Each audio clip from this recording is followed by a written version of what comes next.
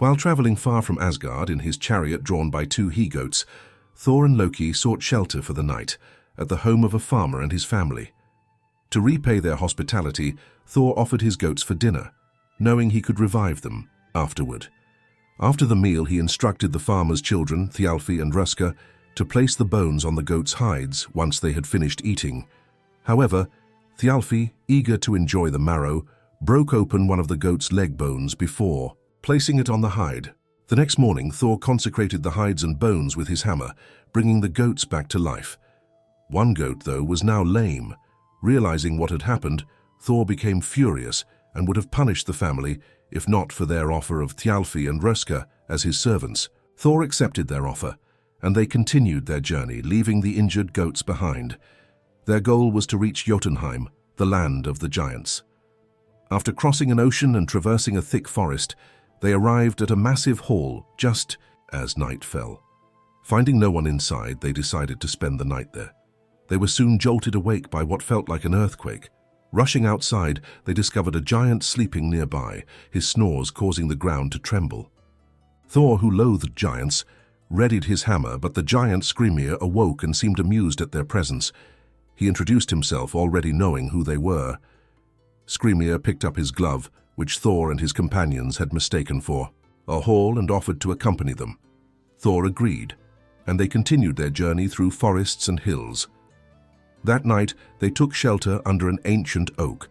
When it was time to open the provisions, Thor found himself unable to untie Skrymir's knots. Frustrated, he struck the giant on the forehead, but Skrymir merely remarked that he felt a leaf fall on him. As the night wore on, Skrymir's snores became so loud that they echoed through the valleys. Annoyed and still wanting to kill the giant, Thor tried again to strike him, but Skrymir awoke, attributing the disturbance to birds.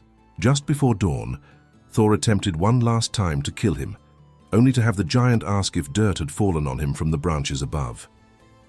After parting ways with Skrymir, Thor and his companions pressed on toward the castle of Utgard.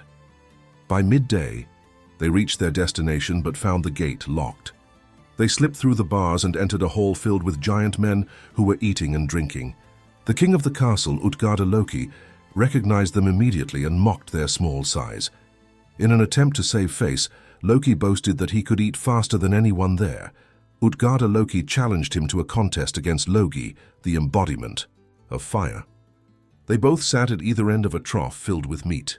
Although they met in the middle at the same time, Logi had consumed not just the meat, but also the trough itself, resulting in Loki's defeat. Next, Thialfi, known for his speed, challenged anyone to a race. Utgarda-Loki appointed a young man named Hugi to compete against him. In their first race, Hugi was so fast that he doubled back to meet Thialfi before he reached the finish line.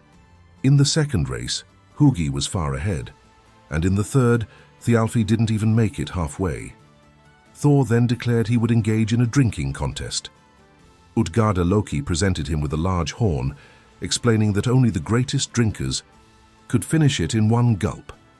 Thor drank deeply, but when he paused, he barely noticed any difference in the level of the liquid. He attempted a second time and managed to lower the level somewhat, but still had much left. After a third attempt, Thor was unable to drink anymore. Utgarda-Loki then suggested that Thor lift his cat from the floor.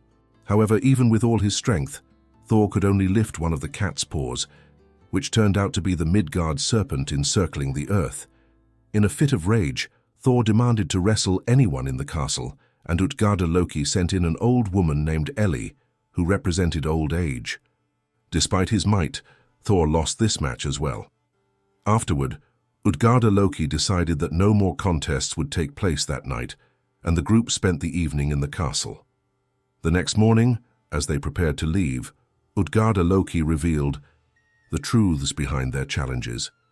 He explained that the knots in his provision bag had been made of iron, and each blow Thor had aimed at him had struck the mountains, creating valleys. Loki's opponent had been fire, and Thialfi raced against Thor. The drinking horn connected to the ocean, and Thor had lowered the sea level with his attempts. The cat had been the Midgard serpent, and Thor's wrestling match had been against old age itself. With this knowledge, Utgarda-Loki urged them to leave and never return. Enraged by the humiliation, Thor raised his hammer, intending to destroy Utgarda-Loki and his castle, but when he turned, he found only an empty plain, with no sign of the giant or his fortress. If you enjoyed this thrilling tale, don't forget to like this video and subscribe to Ahmed's World for more exciting stories and adventures.